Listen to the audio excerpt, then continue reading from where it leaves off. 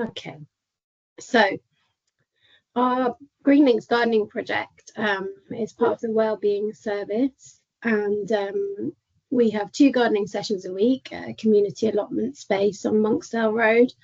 And it's also the meeting place for a Wellbeing walk that's hosted by Bath Mind and Bathscape that takes place on a Thursday. It's quite a big allotment space, and we've got vegetable beds, flower beds, fruit bushes, a polytunnel and a greenhouse, as well as a pond and sort of nature areas as well. So it's a really lovely space for people to come and spend time a couple of days a week. We've got some statistics here about nature and being outdoors. In nature, 70% of adults say being close to nature helps improve their mood. And that's definitely something that we experience with our group members. They can sometimes arrive at the gardens feeling very stressed, anxious or low, and just being in a beautiful environment with birds singing and flowers and trees to look at can help just alleviate some of that. We've got similar high levels of people reporting better mental health after engaging with gardening. And I think our group members say that just getting involved in some weeding or some watering or some simple gardening tasks can really help take a person's mind off the things that have been troubling them or worrying them, and just have a bit of respite and time to focus on something else. And then walking, walking, being outdoors. I'm going to talk about different walking activities, but just being out in the fresh air, getting some sunshine, getting some oxygen into our bodies can really help with increasing our alertness, our mood, and our energy levels as well. Okay, so we'll start with walking, ideas for incorporating nature into your daily life. So you could increase your walk to school, walk to work, and some people, I know it happened a bit in COVID when people started working from home, just had a walk before work. So especially if you do walk from home, maybe just get out after breakfast and have a quick walk before you sit at the computer. There's a tree walk that you can do. So Bath Urban Treescape have produced lots of maps in their different local areas, and they have all these beautiful photographs of beautiful trees and a map that links them, so you can walk around your local area looking at trees, and I'd really recommend those. There are walking groups, and the one I mentioned before is the one that runs from Monksdale Road, and that's in conjunction with Bathscape.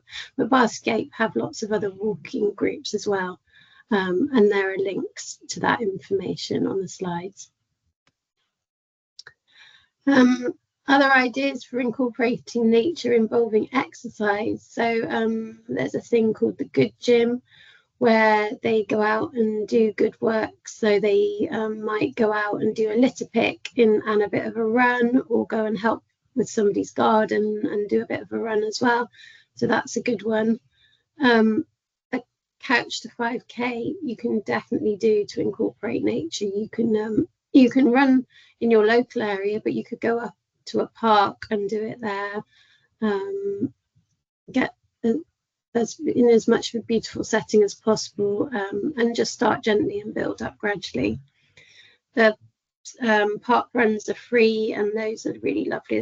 There's adults and children, 2 different races, one up at Odd Down and one at the Rainbow Woods, and they're both in really beautiful settings, really inclusive and friendly, and run by volunteers.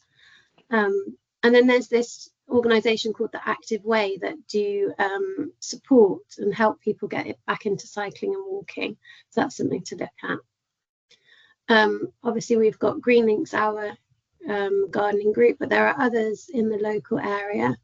So Grow for Life have a project in Newton St Low. There's at Alice Park on the other side of town, which have a community garden that people can join. Many of the villages have gardening clubs. I know Western Village has got a really active gardening club. and then Blooming Whiteway up near Bath City Farm. So there are lots of different gardening projects that you can help out in if you don't have your own garden to be in, and also if you want to be around other people as well. This is a photograph of part of our allotment project. It's taken much earlier in the season, so the plants are very small. They're all in flower now. And that's what's really lovely about seeing the changes in the seasons, seeing all the hard work coming into flower. And we've got a pond there, which has brought lots of joy because lots of different animals come to drink from it. So we've got recordings of badgers, foxes, birds, and owl all coming to drink from that pond. I think Becky talked about volunteering, and these are some nature-based volunteering projects that you might be interested in. More Trees are a really lovely charity that go around in the autumn collecting tree seeds, then they germinate and grow them in a tree nursery, and then they plant them out in different community nurseries to grow. And then eventually when the little trees are big enough, they do community planting days where they plant them in green spaces around the city. So there's different projects here listed where you could think about volunteering. The Urban Garden is in Victoria Park, Bath City Farm, the Botanical Gardens in Victoria Park. So the parks team are really happy for people to come and volunteer there. And then if you want to do something off your own back, you can organise a litter picking session in your local area, and the council will provide you with litter pickers and bags, and you could get a group of friends or neighbours together and go out and clean up your local neighbourhood. In terms of gardening at home, like Anya mentioned about growing herbs on the windowsill, that's a really quick and easy way to do it, and you can get them from garden centres or supermarkets. You could go a bit bigger and do a pot and have that on your doorstep or in your sort of back garden.